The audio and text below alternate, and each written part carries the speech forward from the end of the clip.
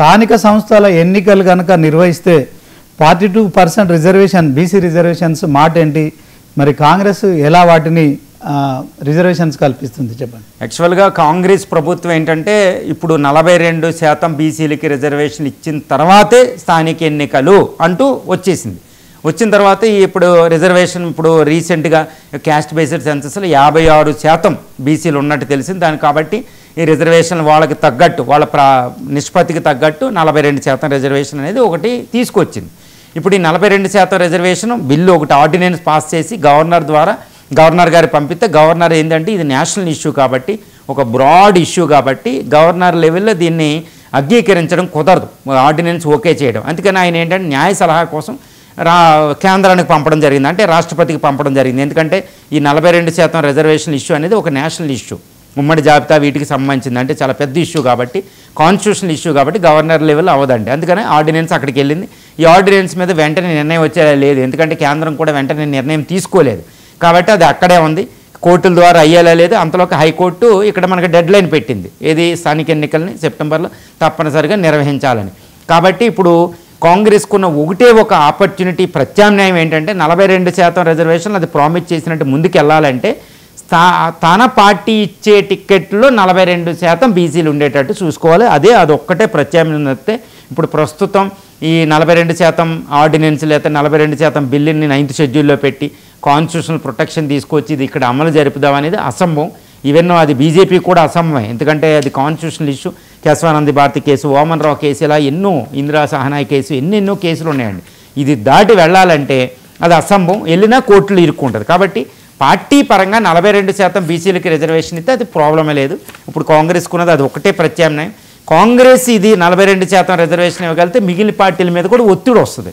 ఇప్పుడు బీజేపీ కూడా మేము కూడా బీసీలు అంటుంది, అదేవిధంగా బీఆర్ఎస్ మేము కూడా బీసీలు అంటుంది. కాబట్టి ఆ పార్టీలు ఏమి ఇస్తాయా అనే దాని మీద కాంగ్రెస్ యొక్క వ్యూహం ఆధారపడి ఉంటుంది. ఇది దేశవ్యాప్తంగా చర్చకు కూడా వస్తుంది.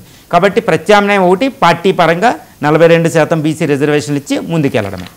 ఓకే సార్, ఇప్పటికిప్పుడు కనుక స్థానిక సంస్థల ఎన్నికలు పెడితే అధికార కాంగ్రెస్ పార్టీకి సంబంధించిన విజయ అవకాశాలు ఎలా ఉండవు? ఇది చాలా సంక్లిష్టమైన ప్రశ్న అనుకోవచ్చు. ఎందుకంటే ఎప్పుడు కూడా స్థానిక ఎన్నికలు జరిగినప్పుడు ఏదండి మనకు 3 అంచెల పంచాయతీరాజ్ వ్యవస్థ భారతదేశంలో కనిపిస్తూ ఉంటుంది. 73rd 74th అదేంటంటే జీపీ గ్రామ పంచాయతీ లెవెల్, తర్వాత మండల పరిషత్ ఎంపీటీసీ అని, జెడ్పీటీసీ అనేది ఒకటి ఉంటుంది. ఇప్పుడు తెలంగాణలో వస్తే 12,571 గ్రామ పంచాయతీలు, 538 జిల్లా పరిషత్ జెడ్పీటీసీలు, 5,817 మనకి ఎంపీటీసీలు కనిపిస్తూ ఉంటాయి. 2019లో జరిగిన ఎన్నికల్లో అప్పుడు అధికారంలో ఉన్న టీఆర్ఎస్ అనేది, అప్పట్లో బీఆర్ఎస్ పార్టీ చాలా అత్యధిక మెజార్టీతో గెలిచింది, 7,774. కాంగ్రెస్కి ప్రతిపక్షంలో ఉంటే 2,709 వచ్చినాయి అనమాట. జెడ్పీటీసీలు కూడా టీఆర్ఎస్కి ఎక్కువ వచ్చినాయి, 446. కాంగ్రెస్కి ప్రతిపక్షంలో 75 వచ్చినాయి. ఎంపీటీసీలు 3,556, ఇటు 1,300 మాత్రమే వచ్చినాయి ఐఎన్సీకి. జీహెచ్ఎంసీ ఎన్నికల్లో కూడా ఇటు బీఆర్ఎస్ ఇలాగా మిత్రపక్షాలు కలిపి ఇక్కడ అధికారంలోకి రావడం జరిగింది కార్పొరేషన్ ఎలక్షన్లో. ఇది ఇప్పుడు ఎన్నికలు నిర్వహిస్తే, ఈ లేట్ అయిన పంచాయతీ స్థానిక ప్రభుత్వ ఎన్నికలు ఇప్పటికిప్పుడు నిర్వహించగలిగితే కాంగ్రెస్కి ఎలా వస్తాయి అని చూస్తే అధికారంలో ఉంది కాబట్టి దానికి ఎప్పుడు కూడా అప్పర్ హ్యాండ్ ఉంటుందండి. అధికారంలో ఉన్న పార్టీకి ఎప్పుడు అప్పర్ హ్యాండ్ ఉంటుంది, ఎందుకంటే స్కీమ్స్ అమలు జరుగుతూ ఉంటాయి, ఎక్కువ ప్రజాప్రతినిధులు ఉంటారు, అంటే ఎమ్మెల్యేలు ఎంపీలు ఎక్కువ ఉంటారు, అందుకే కదా అధికారంలోకి వచ్చింది. కాబట్టి దానికి ఎప్పుడూ కూడా వాయిస్ ఎక్కువ ఉంటుంది. కాబట్టి అధికారంలో క్యాడర్ కూడా చాలా యాక్టివ్గా ఉంటారు, ప్రతిపక్షంలో ఇన్యాక్టివ్గా ఉంటారు. కాబట్టి క్రియాశీలంగా ఉండరు ప్రతిపక్షానికి. అందువల్ల స్థానిక అంటే ఈ లోకల్ అంటే గ్రాస్ రూట్ లెవెల్కి వాటర్లో ప్రభుత్వానికి ఎక్కువ ఉంటుంది కాబట్టి ఎప్పుడు ఎక్కువ వస్తాయి. కానీ ఇప్పుడు కాంగ్రెస్ని చూస్తే కాంగ్రెస్ 20 నెలల నుంచి అది కాలయాపన చేస్తుంది పంచాయతీ ఎలక్షన్ పెట్టడానికి. ఇక్కడ ఒక స్ట్రాంగ్ మెసేజ్ తెలంగాణ పాపులేషన్కి వెళ్ళిపోయింది. ఏమని? కాంగ్రెస్ ఏదో భయపడుతుంది కాబట్టి స్థానిక ఎన్నికలు పెట్టడం లేదు అనేది ఒక స్ట్రాంగ్ మెసేజ్ తెలంగాణలో మనం చూస్తూ ఉంటాం. బీఆర్ఎస్ కూడా దానికి స్ట్రాంగ్గా తీసుకెళ్ళింది. కాబట్టి కాంగ్రెస్ ఏదో భయపడుతుంది అనేది ఒకటి మెసేజ్ వెళ్ళింది. ఎందుకు భయపడుతుంది అంటే ఇక్కడ బీఆర్ఎస్, ఎందుకంటే ఇక్కడ ఒకటి చూడాలండి, తెలంగాణలో ఏంటంటే బీఆర్ఎస్ ప్రతిపక్ష పార్టీ చాలా బలంగా ఉంటుంది, తర్వాత బీజేపీని ఇంకో నేషనల్ పార్టీ కూడా చాలా బలంగా ఉంటుంది. ఎందుకంటే బీజేపీ కూడా ఇక్కడ కాంగ్రెస్కు ఉన్న ఇక్కడ అతిపెద్ద పునాదులు అంటే తెలంగాణలో ఎదుర్కొంటూ ఉంటుంది అనమాట. అందుకనే 2 కేంద్ర మంత్రులు మనకు కనిపిస్తూ ఉంటారు చూడండి. బీజేపీకి బలం తక్కువ ఉన్నా ఇక్కడ కేంద్ర మంత్రులు ఉండి బలంగా కనిపిస్తూ ఉంటారు, క్యాబినెట్ ఇలా ఉండి సెంట్రల్ మినిస్టర్స్ ఉండి. సో ప్రతిపక్షం బలంగా ఉండడం వల్ల కాంగ్రెస్కి ఒక వీక్నెస్ అవుతుంది. అది ప్రతిపక్షం బలంగా ఉండడం. ఎప్పుడు కూడా ప్రతిపక్షం బలంగా ఉంటేనే ప్రభుత్వం అనేది బలహీనంగా ఉంటుంది, లేకపోతే చాలా బలంగా ఉంటుంది, ఏం చేసినా మాదే రైట్ అన్నట్టు ఉంటుంది. ఇక్కడ కాంగ్రెస్ ఏంటంటే ఇప్పటికిప్పుడు ఎలక్షన్ పెడితే అధికారంలో ఉంది కాబట్టి కాస్త బాగానే ఉంటుంది. కానీ అది మేనిఫెస్టో ఒకటి రిలీజ్ చేసి ఒక అజెండా ద్వారా, మ్యాండేట్ ద్వారా, మేనిఫెస్టో ద్వారా అది అధికారంలోకి వచ్చింది. ఇప్పుడు ప్రజలు ఆల్మోస్ట్ 2 సంవత్సరాల దగ్గరకు వచ్చేసింది. 1 సంవత్సర కాలం కాదు, 20 నెలలు దాటిపోయింది. కాబట్టి ఇప్పుడు అది అధికారంలో రావడానికి ఏదైతే ప్రామిసులు చేసిందో ప్రజలకే అవి నెరవేర్తిస్తుందా లేదా అనే దాని మీద ఆధారపడే ఇప్పుడు అధికార పక్షం అంటే కాంగ్రెస్కి విజయావకాశాలు ఉంటాయండి. ఇప్పుడు మనం పరిశీలిస్తే కాంగ్రెస్ 6 గ్యారంటీలు అని పేరు చెప్పి 13 అంశాల మీద అది అధికారంలోకి రావడం జరిగింది. బీఆర్ఎస్ కంటే అప్పుడు అధికారంలో ఉన్న బీఆర్ఎస్ కంటే ఒక ఎత్తు వచ్చింది. కానీ ఒక్క విషయాన్ని ఇక్కడ గమనించాలి, తెలంగాణ అనేది చాలా డిఫరెంట్ స్టేటు, ఒక యాక్టివ్ స్టేట్ అనమాట, ఒక క్రియాశీలకంగా ఉంటారు ఇక్కడ ఓటర్లు. ఎందుకంటే ఉద్యమ స్ఫూర్తితో వచ్చిన తెలంగాణ ఉద్యమం సుమారు 2014 వచ్చింది, సుమారు 11 సంవత్సరాలు అయింది. ఇంకా ఉద్యమ స్ఫూర్తి అలాగే ఉంటుందండి. ఇప్పటికీ తెలంగాణ సెంటిమెంట్ అనేది చాలా తక్కువైనా 11 సంవత్సరాలు అయిపోయి ఇంకా తెలంగాణ వచ్చింది కాబట్టి సెంటిమెంట్ లేదనుకుంటాం, కానీ ఇంకా సెంటిమెంట్ ఉంటుంది తెలంగాణ స్టేట్మెంట్. దానికి ఉదాహరణ ఉద్యమాల పురిటిగడ్డ. అందువల్ల తెలంగాణ సెంటిమెంట్ ఉంటుంది. ఇప్పుడు కాంగ్రెస్ అనేది వచ్చింది అధికారంలోకి. ఒక్క విషయం గమనించాలి, తెలంగాణలో ఓటర్లలో ప్రధానమైన వాళ్ళు ఎవరంటే రైతులు, 2 విద్యార్థులు, 3 స్త్రీలు. వీళ్ళకి సంబంధించే స్కీమ్స్ ఇక్కడ రిలీజ్ చేయడం జరిగింది.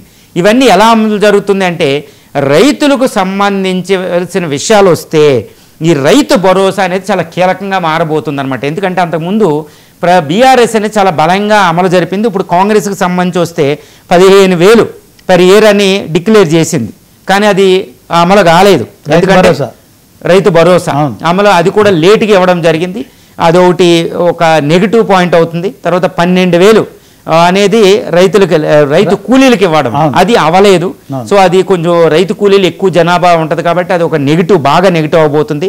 అది ప్యాడీ క్రాప్కి 500 బోనస్ అన్నారు, ఇది ఆల్మోస్ట్ సన్నబియ్యం అనుకుంటే కాస్త ఓకే. కానీ అసలైంది రైతు భరోసా అనేది చాలా కీలకంగా రైతుల్లో రాబోతుంది. కోట్లాది మంది రైతులు ఉన్నారు కాబట్టి వాళ్ళ ఓటు దట్టు రూరల్లో జీపీలో చాలా కీలకంగా మారిపోతుంది, జడ్పీటీసీ ఎంపీటీసీలో. కాబట్టి అక్కడ ఒక నెగిటివ్ ఉంది. తర్వాత రెండోది ఇందిరమ్మ ఇండ్లు, ఇవన్నీ ఇంకా ఆన్ గోయింగే, ఇంకా అమలు జరుగుతూనే ఉంది, పూర్తి స్థాయిలో అమలు అవ్వలేదు. తర్వాత చేయూతని 4,000 పర్ పెన్షన్ టు ఎల్డర్లీ, వృద్ధులకు 4,000, అది ఎక్కడికక్కడ సక్రమంగా రావడం లేదు, అదొకటి. తర్వాత 10 లక్షలు రాజీవ్ ఆరోగ్యశ్రీ ఇన్సూరెన్స్, అది ఒకటి పెంచడం జరిగింది. కానీ ఇన్సూరెన్స్ అనేది పెంచడం ఈజీయే, కానీ పర్ మంత్ 4,000 ఇవ్వడం అనేది చాలా కష్టంగా ఉంది ఎల్డర్లీ. ఇందులో కేంద్రం కూడా కాస్త వాటా ఉంటుంది, కానీ అది పక్కనున్న ఆంధ్రప్రదేశ్లాగే ఇక్కడ అమలు కావడం లేదు, ఒక నెగిటివ్ అవుతుంది అంటే అదొకటి. తర్వాత గృహజ్యోతి ఓకే, అది 200 యూనిట్లు అది అయిపోయిందండి. తర్వాత యువ వికాసం విద్యా భరోసా card worth 5 lakh per student అనేది అదొకటి. తర్వాత Telangana international school in every మండలి, ఇదొకటి అమలు జరుగుతుంది, కానీ ఇవన్నీ అమల్లోనే ఉన్నాయి, ఏమీ ఇంప్లిమెంట్ కాలేదు. తర్వాత మహాలక్ష్మి స్కీమ్ అనేది స్త్రీలకు సంబంధించి చాలా పెద్ద విషయం. ఒక రకంగా కాంగ్రెస్ అధికారంలో రావడానికి ఉపయోగపడిన స్కీమే మహాలక్ష్మి అని చెప్పొచ్చు, రైతు భరోసా అనేది. ఈ మహాలక్ష్మిలో ఈ ఫ్రీ బస్ అనేది చాలా బాగా ఇంప్లిమెంట్ అవుతుంది, చాలా రోల్ మోడల్గా ఓకే బాగుంది. తర్వాత ఎల్పిజి సిలిండర్ అది కూడా వెళుతుంది, కానీ అక్కడక్కడ కంప్లైంట్లు ఎక్కువ ఉన్నాయి. తర్వాత ఫ్రీ బస్ అది okay. 2,500 per month financial assistance for women అనేది కూడా అమలు అటు ఇటు కాకుండా ఉంది. ఇది అంటే మహాలక్ష్మి స్కీమ్లో కూడా ఈ ఫ్రీ బస్సు ఎల్పిజి సిలిండర్ మినహాయిస్తే మిగిలిన ఇంప్లిమెంట్ కావడం లేదు. స్త్రీలు కాస్త అసంతృప్తిగా ఉన్నారు, కానీ ఫ్రీ బస్ అనేది చాలా రూరల్ ఏరియాలో బాగా వెళుతుందండి. అంటే ఏ స్కీము కూడా ఇక్కడ పూర్తి స్థాయిలో అమలైనట్టు మనకి ఇక్కడ కనిపించడం లేదు. 20 నెలలు పూర్తిగా వచ్చింది కాబట్టి ప్రజలు దీన్ని ఎలా జడ్జి చేస్తారనే దాని మీద ఆధారపడే కాంగ్రెస్ విజయావకాశాలు ఉంటాయి, అదొకటి ముఖ్యం. తర్వాత రైతులు స్త్రీలు అలా పెడితే, తర్వాత విద్యార్థులకు సంబంధించి ఇప్పుడు మేము 50,000 మేము ఇచ్చేసాం, 50,000 జాబులు ఇచ్చాం, ఇంకా 40,000 నోటిఫికేషన్లు, జాబ్ క్యాలెండరు అన్నారు, జాబ్ క్యాలెండర్ లేదు, జాబ్ క్యాలెండర్ టైంకి రాలేదు. అది చాలా పెద్ద విషయం అండి. ఎందుకంటే ఇక్కడ నేను ఏం చెప్తున్నానంటే రాహుల్ గాంధీ గారు ఎలక్షన్లో ఇక్కడ క్యాంపెయిన్ చేస్తూ, ప్రియాంక గాంధీ గారు, రాహుల్ గాంధీ గారు, ఖర్గే గారు చేస్తూ, రాహుల్ గాంధీ గారు విద్యార్థులు అన్ఎంప్లాయీస్ ఎక్కువగా ప్రిపేర్ అవుతున్న చిక్కడపల్లి లైబ్రరీ దగ్గరికి రాహుల్ గాంధీ వెళ్ళడం అనేది ఒక పెద్ద గేమ్ చేంజింగ్ అండి, ఒక టర్నింగ్ పాయింట్ అనమాట తెలంగాణలో. ఎందుకంటే అంతకుముందు బీఆర్ఎస్ ప్రభుత్వంలో విద్యార్థులు పేపర్ లీకేజీలు, గ్రూప్ 1 నిర్వహించకపోవడం, గ్రూప్ 2 నిర్వహించకపోవడం, పేపర్ లీకేజీలు, వీటి వల్ల విద్యార్థులు చాలా నోటోరియస్ అయిపోయింది ఆ పార్టీ. దాన్ని చక్కగా క్యాష్ చేసింది, ప్రామిసులు బాగా చేసింది. సంవత్సరానికి ఇన్ని జాబులు ఇస్తాం, ఇన్ని లక్షల జాబులు ఇస్తాం అని 50,000 జాబులు ఓకే ఫిల్ చేశాను అంటున్నారు. కానీ ఇక్కడ గ్రూప్ 1 అనేది, ఇది కూడా గ్రూప్ 1 అనేది కోర్టు కేసులో పడిపోయింది, అది కంప్లీట్ కావలేదు. గ్రూప్ 2 చాలా ప్రధానమైన ఎగ్జామ్స్ అండి. తక్కువ పోస్టులు ఉన్న 583 పోస్టులు గ్రూప్ 1 ఉన్న, ఒక 1400-1500 పోస్టుల దాకా గ్రూప్ 2 ఉన్న, గ్రూప్ 3 అవ్వలేదు. గ్రూప్ 4 అయింది, ఇంకా ఏఈ అని ఇలాంటి చాలా అయినాయి డజన్ల కొద్ది.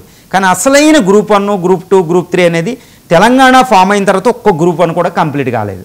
ఓకే, తెలంగాణ వచ్చిన తర్వాత అధికారంలో ఉన్న 10 సంవత్సరాల అధికారంలో ఉన్న బీఆర్ఎస్ పెట్టలేదు, నేను పెడుతున్నానని రేవంత్ రెడ్డి గారు ఖచ్చితంగా ఎగ్జామ్ పెట్టారు. కానీ ఎగ్జామ్ ఎవాల్యుయేషన్ బాగోక మళ్ళీ వేల మంది మళ్ళీ హైకోర్టు దొరికితే హైకోర్టు ఇప్పుడు జడ్జిమెంట్ రిజర్వ్ ఉంది. ఆ తీర్పు గవర్నమెంట్కి ఎగ్నెస్ట్గా వచ్చే అవకాశాలు చాలా పుష్కలంగా కనిపిస్తున్నాయి. ఆ వాదనలు ఇవన్నీ చూస్తే తర్వాత విద్యార్థులు ఒక రకమైన ఆందోళన, మళ్ళీ అదే సెంట్రల్ లైబ్రరీ దగ్గర మళ్ళీ అదే అన్ఎంప్లాయీస్ అదే ఫిల్ అయ్యింది.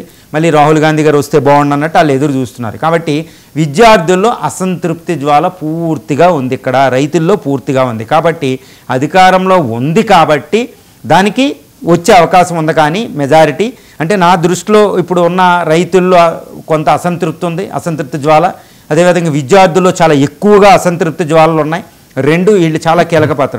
ఇప్పుడు కాంగ్రెస్ ఏంటంటే ఇప్పుడు ఓయూ దర్శించడం, 20 సంవత్సరాల తర్వాత మొట్టమొదటి సీఎంగా విద్యార్థుల్ని కాస్త కూల్ చేయడానికే విద్యార్థుల్లో. తర్వాత అదే సెంట్రల్ లైబ్రరీ తర్వాత కాంగ్రెస్ నాయకులు ఈ మధ్యన వెళ్తున్నారు, మనం చూస్తూ ఉంటాం. ఈ విధంగా విద్యార్థులు మళ్ళీ జాబ్కి వెళ్ళాలంటే మళ్ళీ 40,000 నోటిఫికేషన్లు అని ఇవన్నీ ఏంటంటే ఎలక్షన్ దృష్టితో అనేదే ఒకటి ఉంది. కాబట్టి విద్యార్థులను సంతృప్తి స్థాయి చేసే దశలో లేదు. కాబట్టి ఏంటంటే విద్యార్థుల అసంతృప్తి ఇక్కడ కనిపిస్తుంది, రైతుల్లో కాస్త అసంతృప్తి ఉంది. స్త్రీలు మహాలక్ష్మి మీద కాస్త సంతృప్తిగా ఉన్నారు చాలా ఎక్కువ. 2500 పెన్షన్ కూడా ఒకటి ఉంది సార్. ఎందుకంటే పురుషులు స్త్రీలు సమాన ఓటర్లు ఉన్న నేపథ్యంలో వాళ్ళకి ఇస్తాన 2500 పెన్షన్ మీద భారీగా ఆశలు పెట్టుకున్నారు. అందులో కూడా ఉంటారు, అది కాంగ్రెస్ కు ప్లస్ పాయింట్ అయింది. ఏమైనప్పటికీ మహాలక్ష్మి స్కీమ్స్ అనేవి కాస్త పాపులర్ అయితే స్త్రీలు వరకే చాలా ఓకే, పూర్తిగా కాదు. ఇటు విద్యార్థుల్లో చాలా ఎక్కువ అసంతృప్తి ఉంది, రైతుల్లో 50-50 అన్నట్టుంది. కాబట్టి 12,571 జీపీలు, 538 జడ్పీటీసీల్లో, ఎంపీ జిల్లా పరిషత్తు, అదేవిధంగా ఎంపీటీసీ 5,800లో 50% వరకు కాంగ్రెస్కి వచ్చే అవకాశం ఉంది, 50-60% వరకు. కాబట్టి ఎక్కువ వచ్చే అవకాశాలు లేవు అని ఇక్కడ మనకి సుస్పష్టంగా అవుతుంది. కానీ వచ్చే ఎన్నికల నాటికి ఇంకా 1.5 నెలన్నర 2 నెలలు ఉన్నాయి. కాబట్టి ఈ ఎన్నికల్లో ఇంకా కాంగ్రెస్ ఓటర్ల దగ్గరికి చేరుకుని అది ఒప్పించగలిగితే మాత్రం పెరుగుతుంది. కానీ ఇప్పుడున్న ప్రస్తుత స్థాయిలో మాత్రం 50-60% స్థానాల్లో మాత్రమే ఇటు 3 అంచెల్లో అది విజయం సాధించే అవకాశాలు ఉంది. కాబట్టి ఇది కాంగ్రెస్కి ఒక రకంగా భారీ షాకే. ఎందుకంటే అధికారంలో ఉండి చక్కగా అధికారంలోకి వచ్చి 10 సంవత్సరాలు ఇంకో పార్టీ ఉండి దాన్ని రిప్లేస్ చేస్తూ వచ్చిన పార్టీకి 50-60% అంటే ఇది ఒక రకంగా అధికారంలో ఉన్న పార్టీకి, అది కూడా మొన్న 20 నెలలు అయింది. కాబట్టి ఇది భారీ షాక్ అవుతుంది. అది ఈ 2 నెలలు ఇంకేమైనా ఈక్వేషన్ చేంజ్ చేయగలిగితే కాంగ్రెస్ అది ఓకే, అదర్వైజ్ మాత్రం it would be the biggest shock for the ruling Congress party. Okay sir, అదేవిధంగా మరి బీఆర్ఎస్ పార్టీకి ఇప్పుడున్న లోకల్ బాడీస్ ఎన్నికలకు సంబంధించి ఎలా ఉంటుందంట? బీఆర్ఎస్ పార్టీ ఏంటంటే అది ఉద్యమ పార్టీ అనేది ఇప్పుడు, ఎందుకంటే తెలంగాణ తీసుకురావడానికి సహాయం చేసింది కల్వకుంట్ల చంద్రశేఖరరావు గారు బీఆర్ఎస్. ఇప్పుడు బీఆర్ఎస్లో అంత కలహాలు ఉన్న కవిత గారి వీటి వల్ల బీఆర్ఎస్ అనేది స్ట్రాంగ్ అపోజిషన్ పార్టీ స్ట్రాంగ్గానే ఉంది, దానికి ప్రాబ్లం ఏం లేదు. ఎందుకంటే క్యాడర్ లోకల్ లెవెల్ దాకా దానికి క్యాడర్ బలంగా ఉంటుంది, కాంగ్రెస్కు ఉన్నట్టే బలంగా ఉంటుంది. ఇప్పుడు బీఆర్ఎస్ ఏంటంటే 10 సంవత్సరాలు రూలింగ్ తర్వాత వెళ్ళిపోయింది. ఇప్పుడు ప్రజలు ఎలా ఉన్నారు, 20 నెలలు అయ్యింది కాబట్టి కాంగ్రెస్ అధికారంలోకి వచ్చి కాంగ్రెస్ అమలు జరుపుతున్న ప్రామిస్ చేసిన పథకాలు అమలు జరుపుతున్న తీరుని అంతకుముందు 10 సంవత్సరాల్లో ఉన్న బీఆర్ఎస్ పార్టీ యొక్క స్కీమ్స్తో కంపేర్ చేసుకునే ఓటింగ్ ఉంటుంది. ఎస్పెషల్లీ తెలంగాణలో మాత్రం చాలా క్రియాశీలకంగా ఓటర్లు ఉంటారు. కాబట్టి ఇక్కడ ముఖ్యంగా రైతులు, విద్యార్థులు, స్త్రీల వరకే వస్తే కాంగ్రెస్ కాస్త బలంగా ఉంది. కానీ రైతుల వరకు వస్తే, విద్యార్థులకు వెళ్ళే ముందు రైతులు చెప్తుంటే, రైతులకు సంబంధించవలసి వస్తే రైతు బంధు అని బీఆర్ఎస్ అమలు చంద్రశేఖరరావు గారు కేసీఆర్ గారు అమలు జరిపిన పథకం అనేది హైలీ సక్సెస్ఫుల్ అండి. అది కంట్రీలోనే one of the biggest success అవుతుంది. యునైటెడ్ నేషన్స్ కూడా, యుఎన్ఓ కూడా, ఐక్యరాజ్య సమితి కూడా దాని ప్రస్తావన తీసుకొచ్చింది. ఏది FAO food and agriculture organisation రోమ్లో. అంటే ఆ స్కీమ్ చాలా ఇంపార్టెంట్. ఎందుకంటే రైతు బంధు అనేది ఒక నోవల్ స్కీమ్, అది కేసీఆర్ గారు తీసుకొచ్చింది. ఇప్పుడు కాంగ్రెస్ కూడా మళ్ళీ అదే స్కీమ్ని రైతు భరోసా అని పెట్టిందంటే ఆ స్కీమ్ ఎంత పాపులర్ అయింది అనేది కూడా మనం చూసుకోవచ్చు. ఎందుకంటే రైతులు ఆ ముద్ర చెరపడం అసంభవం. అందువల్ల రైతు భరోసా అని తీసుకొచ్చింది ఇది. అందువల్ల బీఆర్ఎస్ రైతు బంధు, కాంగ్రెస్ రైతు భరోసా ఎలా ఉన్నాయంటే, అంతకుముందు బీఆర్ఎస్ ప్రభుత్వం ఏం చేసింది, అంటే సంవత్సరానికి 2 సార్లు క్రమం తప్పకుండా అప్పుడు వేసేసింది, అవును, ప్రజలకు వేసేసింది. అది మంచిది. కానీ ఇప్పుడు కాంగ్రెస్ దాన్ని క్రమం తప్పకుండా వేయలేని పరిస్థితి. ఇప్పుడు ఎలక్షన్ ముందు రిలీజ్ చేసింది, కానీ క్రమం తప్పకుండా పడలేదు. అసలు ఇస్తుందా లేదా డౌటు. 58 లక్షల మంది రైతులు ఉంటే 58.33 లక్షలు ఇందులో తగ్గిస్తారా, 10 ఎకరాలు 5 ఎకరాలు ఇవన్నీ వచ్చినాయి. కానీ ఫైనల్గా వేసిన ప్రజల్లో మాత్రం అదే అండి, అంటే గ్యారంటీ పెడతామండి, వేస్తారా లేదా అని వేస్తే అది ఒక డిఫరెంట్గా ఉంటుంది అనమాట. కానీ బీఆర్ఎస్ దాన్ని క్రమం తప్పకుండా చాలా జాగ్రత్తగా వేసింది. అక్కడ ఎడ్జ్ బీఆర్ఎస్కి ఉందన్నమాట ఆ విషయంలో. తర్వాత విద్యార్థులకు సంబంధించవలసి వస్తే విద్యార్థుల్ని అసంతృప్తిగా మిగిల్చేసింది బీఆర్ఎస్. ఏది నోటిఫికేషన్లు ఇవ్వక, లీకేజీలు, అసలు గ్రూప్ 1 అవ్వకుండా, గ్రూప్ 1 గ్రూప్ 2 అనేది చాలా ఇంపార్టెంట్ పోస్టులు అవి. ప్రతి వాళ్ళు అవి కళ్ళగంటారన్నమాట. ఆ రెండిట్లు ఫిల్ చేయలేని తత్వం వల్ల, ముఖ్యంగా గ్రూప్ 1లో లీకేజీలు 2 సార్లు ఫిలిమ్స్ మెయిన్స్ నిర్వహించలేని తత్వం వల్ల చాలా విపత్కర పరిస్థితి అది ఎదుర్కొంది. కొంతమంది విద్యార్థుల ఆత్మహత్యలు, ఇవన్నీ దాన్ని కాంగ్రెస్ బలంగా తీసుకెళ్ళింది. కానీ 20 నెలల నుంచి కాంగ్రెస్ ఎలా చేస్తుందంటే, ఫిల్ అయిన ఈ పోస్టులు కానీ అసలైన గ్రూప్ 1 గ్రూప్ 2 ఫిల్ కాలేదు. అది తీవ్రమైన అసంతృప్తి ఉంది. అంటే మళ్ళీ విద్యార్థులు బీఆర్ఎస్ నుంచి దీనికి షిఫ్ట్ అయ్యి మళ్ళీ ఇందులోకి వచ్చేసారంటే విద్యార్థులు 50-50, విద్యార్థులు మళ్ళీ కాంగ్రెస్కి ఓటేస్తారు, మళ్ళీ అసెంబ్లీ స్థానాల్లో ఓటేసినట్టు అని మనం చెప్పలేం. రేవంత్ రెడ్డి గారే ఒప్పుకున్నారు. అసలు మేము అధికారంలో ఓయూలో చెప్పినప్పుడు నేను అధికారంలోకి వచ్చిందే విద్యార్థుల వల్ల. అది నిజమేనండి, విద్యార్థులే తండోపతండాలుగా. అప్పుడు ఎలక్షన్ జరుగుతుంటే 2023 డిసెంబర్లో మీకు ఎలా అంటే, హైదరాబాద్ నుంచి ప్రతి విద్యార్థి వెళ్ళి ఓటు వేయడానికి బద్దకిస్తారు కాంపిటేటివ్. కానీ ప్రతి విద్యార్థి హైదరాబాద్ నుంచి వెళ్ళి మనకు అక్కడ ఎలా కనిపిస్తుందంటే, వెళ్ళి అక్కడ రూరల్ పీపుల్ కూడా ఇన్ఫ్లుయెన్స్ చేసి కాంగ్రెస్ ఓటేపించారు. బోధయాత్రలు చేసి ఇవి చేసి రూరల్ పీపుల్ ఇన్ఫ్లుయెన్స్ చేసి వాళ్ళ ఫ్యామిలీ ఇలాగా ఎన్నో లక్షలాది ఓట్లు ఎక్కువగా బీఆర్ఎస్ కంటే రావడానికి, కాంగ్రెస్ రావడానికి ఒక విద్యార్థులే కారణమండి, తిరుగులేదు. అందుకని రేవంత్ రెడ్డి గారు అక్కడ ఓయూలో అన్న మాట, విద్యార్థుల వల్లే నేను ఇక్కడ అధికారంలోకి వచ్చాను, కాంగ్రెస్ అధికారంలో, అది నిజం, అబ్జల్యూట్లీ కరెక్ట్. అది ఇప్పుడు మళ్ళీ అదే విద్యార్థులు ఓటేస్తారంటే ఇట్స్ మనం చెప్పలేని పరిస్థితి, అంబిగ్యూటీ ఉంది. ఎందుకంటే అసంతృప్తి ఉంది, తృప్తి చేయడం కుదరలేదు. కాబట్టి విద్యార్థులు ఎగ్నెస్ట్ కానీ ఎక్కువ పర్సెంటేజ్ ఓటు బీఆర్ఎస్కి షిఫ్ట్ అయ్యే అవకాశాలు ఉంది, రైతులు ఓటు షిఫ్ట్ అయ్యే అవకాశం ఉంది, కానీ స్త్రీలు ఇటు ఉండే అవకాశం ఉంది. కాబట్టి ఇది ప్రభావితం అవుతుంది. తర్వాత ఈ మధ్యన తర్వాత రియల్ ఎస్టేట్ సెక్టారు అనేది కాస్త డౌన్ అవడం. ఎందుకంటే దానికి కారణం కాంగ్రెస్ కాకపోతే అక్కడ అమరావతి పెరగడం, అమరావతి వల్ల అటు ఇన్వెస్ట్మెంట్, ఎందుకంటే ఆంధ్ర పీపుల్ ఎన్ఆర్ఐలు అక్కడ ఎక్కడికి వెళ్తాం, ఈ రియల్ ఎస్టేట్ తగ్గడం. ఇన్ఫ్రాస్ట్రక్చర్ ప్రాజెక్ట్, బీఆర్ఎస్లో ఉన్నంత ఇన్ఫ్రాస్ట్రక్చర్ ప్రాజెక్టులు బాగుంది కానీ అంత లెవెల్లో లేదు, ఎందుకంటే కేటీఆర్ గారు దాని పని మీదే ఉండేవారు. సో ఇలాంటి ఇన్వెస్ట్మెంట్లు బాగా తీసుకొస్తుంది కాంగ్రెస్. కానీ ఇన్వెస్ట్మెంట్స్ ఇంకా మెటీరియలైజ్ అయ్యి ఎంప్లాయ్మెంట్ కింద కన్వర్ట్ అవ్వడానికి ఇంకా టైం పడుతుంది, ఈ టైం లేదు. సో ఇవన్నీ కూడా ప్రభావితం అవుతుంది అనేది ఒకటి తెలుస్తుంది. 2, అగ్రికల్చర్ డెవలప్మెంట్కి సంబంధించవలసి వస్తే బీఆర్ఎస్లో అగ్రికల్చర్ మేము ఎక్కువ చేసామనేది ఒకటి ఉంది. ఎంతసేపు ఇక్కడ బీఆర్ఎస్ అధికారంలో, బీఆర్ఎస్ ఇప్పుడు ఘోష్ కమిటీ అని, కాళేశ్వరం ప్రాజెక్ట్ అని వీళ్ళని అరెస్ట్ చేయడం, ఎప్పుడు కూడా అధికార పక్షం అలా ఉంటుందన్నమాట. సో ఇవన్నీ పరిశీలిస్తే బీఆర్ఎస్కి ఇప్పుడు అసెంబ్లీ అనేది ఒక బిగ్ షాకే. కానీ ఇప్పుడు కాంగ్రెస్కు ఉన్న బలహీనతలను అది క్యాష్ చేసుకునే తీరుని బట్టి చూస్తే దానికి ఎక్కువ మెజారిటీ వచ్చే అవకాశాలు ఉంది. ఒకప్పుడు చూడండి, మనం 2019లో జరిగిన స్థానిక ఎన్నికల్లో అప్పుడు కాంగ్రెస్ టీఆర్ఎస్కి 7,774 వస్తే దీనికి 2,709 వచ్చింది ఐఎన్ఎస్కి. అయినా అధికారంలో రావడానికి ఉపయోగపడింది. అంటే బీఆర్ఎస్కి ఏంటంటే ఓ 30-40% సీట్లు అది కొట్టగలిగితే మాత్రం ఇప్పుడున్న పక్షంలో అది వచ్చే అవకాశాలు కూడా ఉన్నాయి. విద్యార్థుల్లో అసంతృప్తిని, రైతుల్లో ఉన్న అసంతృప్తిని అది క్యాష్ చేయగలిగితే బీఆర్ఎస్కి తప్పకుండా అధికారంలో, అంటే 30-40% రాగలిగితే అపోజిషన్లో ఉండే స్థానిక ఎన్నికల్లో అనేది బిగ్గెస్ట్ విన్ అండి. అది రెండో ఊపిరి, కొన ఊపిరితో ఉన్న ప్రతిపక్షం అంటేనే కొన ఊపిరి, ఎప్పుడు కూడా కొత్త ఊపిరిలు ఊదినట్టే.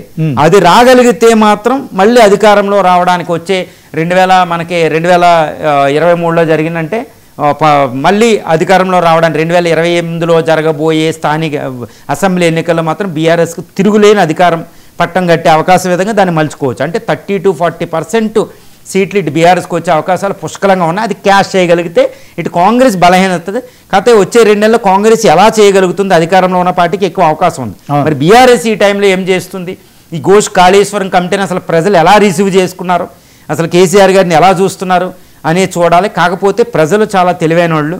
అంతకుముందు బీఆర్ఎస్ అధికారంలో ఉన్న పథకాలు ఇవన్నీ కంపేర్ చేసి, ముఖ్యంగా రైతులు, విద్యార్థులు, స్త్రీలు ఇప్పుడు కాంగ్రెస్లో ఎలా ఉంది, ఎవరు నమ్మించగలుగుతారు అనే దాని మీద ఆధారపడి ఓటు వస్తుంది.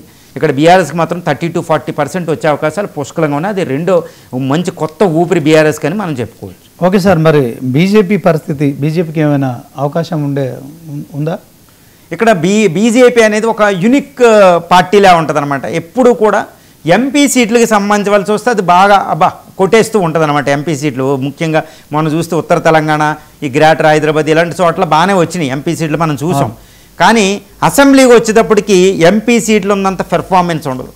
స్థానిక ప్రభుత్వాలకు వస్తే అసలు జీరో అన్నట్టు ఉంటుంది అనమాట. ఎందుకంటే ఇక్కడ బీజేపీ కంటే ఇక్కడ బీఆర్ఎస్, ప్రతిపక్షంలో ఉన్న బీఆర్ఎస్ రీజనల్ పార్టీ, ఇంకో నేషనల్ పార్టీ కాంగ్రెస్, అధికారంలో ఉన్న కాంగ్రెస్కు ఉన్నంత అడ్వాంటేజ్ బీజేపీకి ఎప్పుడు ఉండదు, ఎస్పెషల్లీ స్థానిక ఎన్నికల్లో. ఎందుకు, బీజేపీ అనేది లోకల్ లెవెల్ క్యాడర్ ఎప్పుడు తక్కువ ఉంటుంది, ఎస్పెషల్లీ అర్బన్ ఏరియాలు మినహాయిస్తే. అది మనం చెప్పుకోవాలి. అందుకనే మనం చూడొచ్చు మన ఎంపీ ఎలక్షన్ ఎక్కడెక్కడ ఉత్తర తెలంగాణ, ఇక్కడెక్కడ మనకి ఇప్పుడు ఇక్కడ సిటీలో కరీంనగర్ అర్బన్ ఏరియాలో మనకు బీజేపీ ఉంటుంది. కానీ ఇక్కడ గ్రామ పంచాయతీ ఎలక్షన్లో అంతకుముందు కూడా పెద్ద హిస్టరీ ఏం లేదు దీనికి గెలుపు విజయాలు. ఇప్పుడు వచ్చే స్థానిక ఎన్నికల్లో కూడా ఈ గ్రేటర్ హైదరాబాద్ ఎన్నికల్లో, అర్బన్ ఎన్నికల్లో ఏమైనా వస్తాయేమో, కానీ స్థానిక జీపీలో మాత్రం దానికి పెద్ద విజయ అవకాశాలు ఏమి ఉండవండి. ఎందుకంటే లోకల్ క్యాడర్ చాలా తక్కువ. కాబట్టి బీజేపీకి ఇది ఒక బిగ్ షాక్ ట్రీట్మెంట్ అనమాట. ఎందుకు షాక్ ట్రీట్మెంట్ అంటే, బీజేపీ లోకల్ లెవెల్లో క్యాడర్ని ఇంకా అభివృద్ధి చేసుకోవాలి. ఏది కాంగ్రెస్ స్థాయిలో, బీఆర్ఎస్ స్థాయిలో, ఈవెన్ ఏఎంఐ ఆ ప్రాంతంలో ఉన్న ఆ పార్టీ స్థాయిలో లోకల్ క్యాడర్ని అభివృద్ధి చేసుకోకపోవడం అనేది దాని వీక్నెస్ అవుద్ది అనమాట స్థానిక ఎన్నికల్లో. కాబట్టి స్థానిక ఎన్నికలు అనేది బిగ్ ఎంత బీజేపీ ప్రయత్నించినా బీఆర్ఎస్కి కాంగ్రెస్కి ఉన్నంత అడ్వాంటేజ్ దానికి ఉండదు. కాబట్టి కాకపోతే ఒక 5% సీట్లు ఏమైనా అక్కడక్కడ కొట్టుకోవచ్చు. ఎందుకంటే కాస్త ఎమ్మెల్యేలు, ఎంపీలు లోకల్ లెవెల్ ఉన్నారు కాబట్టి వాళ్ళ ఏరియాల్లో దానికి బలంగా వెళ్ళి, కానీ స్థానికను 5% కొట్టుకోవచ్చు. కాకపోతే ఈ 5% అనేది ఒక నేషనల్ పార్టీ మేము అధికారంలో రావాలి, ఈసారి అధికారంలో మొన్నే బాగా ట్రై చేశారు, వాళ్ళు రాలేదు, ఈసారి అధికారంలోకి వచ్చి తీరుతామని బీజేపీ చెప్తుంది. ఇంత అధికారంలోకి వస్తామని తిరుగు లేకుండా చెప్పే పార్టీ ప్రతిపక్షంలో ఉన్నప్పుడు 20%, 25% అని సీట్లు 10% మించి కొట్టుకోగలిగితేనే తర్వాత అధికారానికి అవకాశం ఉంటుంది. ఇప్పుడు స్థానికులు అంతా వచ్చే అవకాశాలు దానికి లేవు. కాబట్టి ఇది ఒక బిగ్ షాక్, ఒక షాక్ ట్రీట్మెంట్ అనమాట బీజేపీకి. ఎందుకు షాక్ అంటే, ఇంకా కింద స్థాయిలో లోకల్ లెవెల్లో స్థానిక ప్రభుత్వాల స్థాయిలో క్యాడర్ను బలపరుచుకోవాలనే ఒక పెద్ద గుణపాఠం మళ్ళీ దానికి ఉంటుంది. అందుకే అది షాక్ ట్రీట్మెంట్ అవ్వబోతుంది. బీజేపీకి మాత్రం విజయావకాశాలు చాలా తక్కువ ఉంటాయండి, అర్బన్ ఏరియాలు మినహాయిస్తాయి.